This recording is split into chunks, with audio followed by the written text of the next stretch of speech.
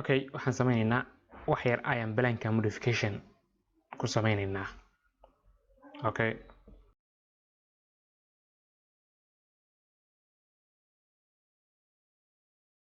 waxyaabahan ujeedaan waa model line keliya. model linekaas waxaan ku talagalay inaan derbiyada la raacraaco, derbiyadana modification yar ku sameyn rabaa hadduu ilaahay yiraahdo.